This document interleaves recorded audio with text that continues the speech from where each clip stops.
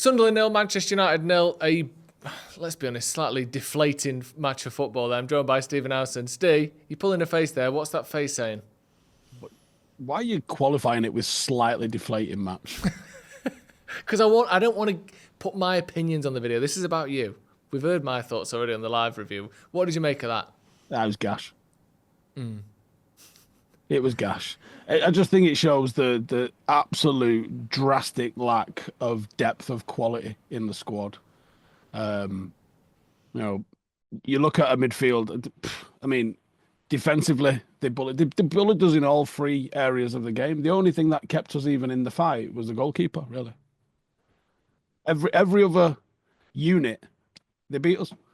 This isn't a United couldn't get it done against a plucky new promoted side and didn't we have loads of chances? No, this is they're sitting in the changing room going, how the fuck have we not won that game?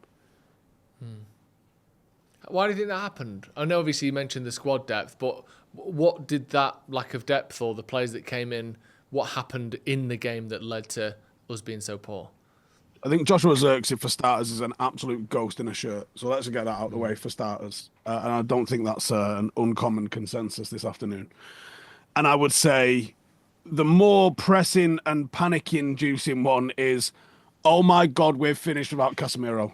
And there's probably a little bit more nuance than that, but that's the headline is, Jesus Christ, we're bad when Casemiro isn't available or leaves, which is 180 minutes away, Joe.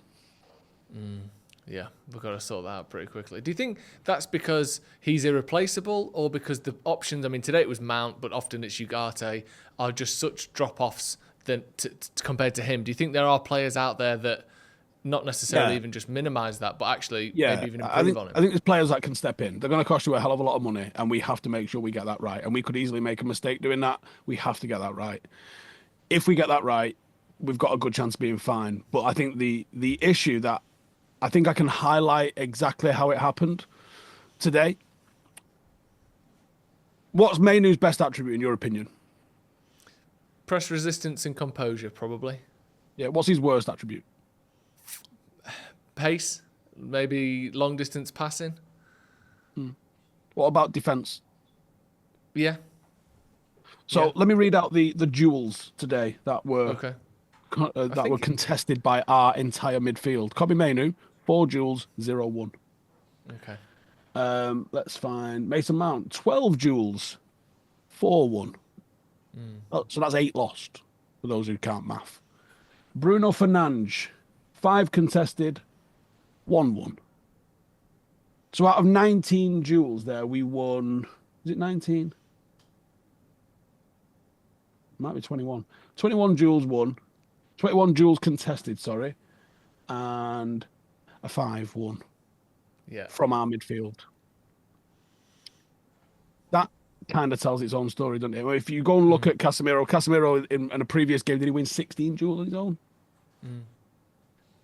Very, very simplistic, but quite explanatory at the same time, is that we just got bullied in midfield. We couldn't establish our game. You've got Kobbie Mainoo, whose natural tendency is to sit.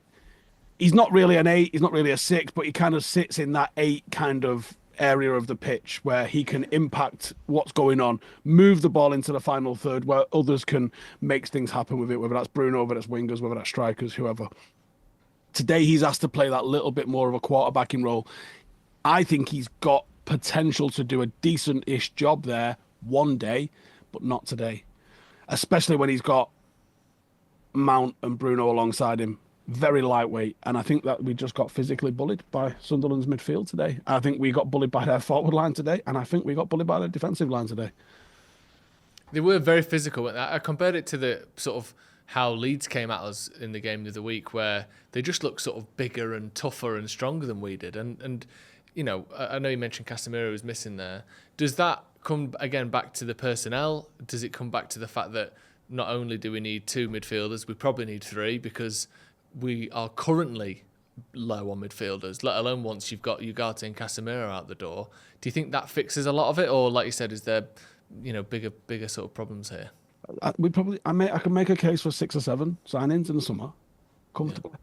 I thought Luke Shaw was poor today. He's had a very, very good season, but I thought he looked sloppy today. just like not at the races at all, decision making or physically. I don't know if he's just trying to prove that he can play every game in a season because he's probably never done that. I don't imagine. But like, he didn't look at the races today.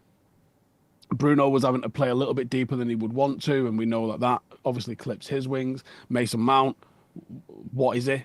Like, what did he do? It just felt like not really contributing anything. It was just poor. Zirkzee, the one that was annoying, because United actually did put balls into the right areas in the box, but he wasn't making the right runs, and then he was kind of like kicking off with people that they didn't pass it to him when he'd pulled off into like really bizarre sort of semi-deep half space areas, and you're thinking, just get across the fucking front, man. That's your job. That's the job from being 7 years of age as a striker. Attack the front post. If you're the first one in the box, get across the front post, because even if you get a nick on it, you direct it towards the goal, you've got a shot. Like, stop pulling off and thinking that people can do this, that, and the other with it. You know what I mean? Yeah. Play Chido Obi next time. I don't want to see Zirkzee. We're at that point of the season, aren't we, where United's Champions League future is secured. Third place isn't quite secure, but it's not far off, especially with Chelsea and Liverpool drawing before the game. Then you got a couple of injuries and different things that need kind of accounting for. Someone like a Zirkzee, for instance, kind of embodies this. He's not going to be here next season. The season is settled, as far as big sort of chunks goes. Is it any surprise we saw a performance like that today? No, but it's disappointing, isn't it? Yeah. It's disappointing that we did. And at the same time, I said it in the week, with a World Cup in 5 weeks, and some of those players will be going, the level of performance that you'll get out of some of those versus what you might have got out of a youngster in a similar circumstance, there's something to be said, I think, in that instance. It might have been the move to go to a back three today and go Heaven, Martinez and Maguire in your back line, and maybe go a little bit more offensive with your wingers, maybe have Ahmad and Shaw as your wing backs, and then you can also then squeeze an Mbumo in there as well, and then you can flood the box a little bit more with some more attacking players. And I don't know, everything's 2020 in hindsight, isn't it? But like it was, I saw the midfield and went, ooh, not sure about that. And that was pretty. I don't think I was on my own in that. No.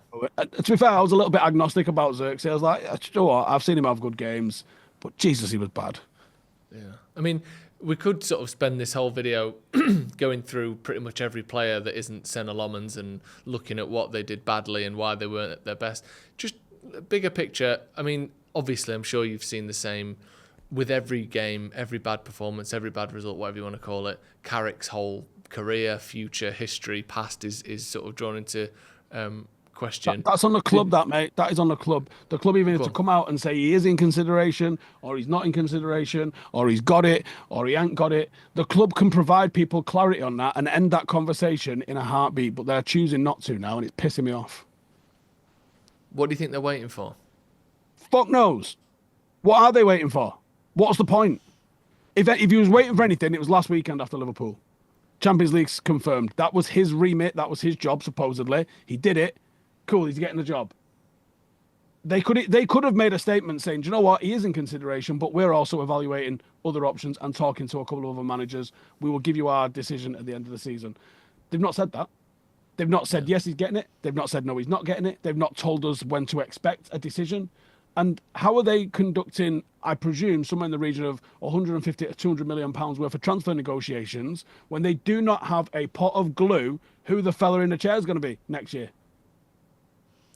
It's weird as well because there's not really even any links to any other managers. So it's not like we're going, I get why they've not said it because they're clearly a big fan of Nagelsmann. Like Nagelsmann's name comes up, but so does Areola, so does people's names just get thrown around, but it doesn't seem like anyone's an actual concrete link to the job or even that they're talking to.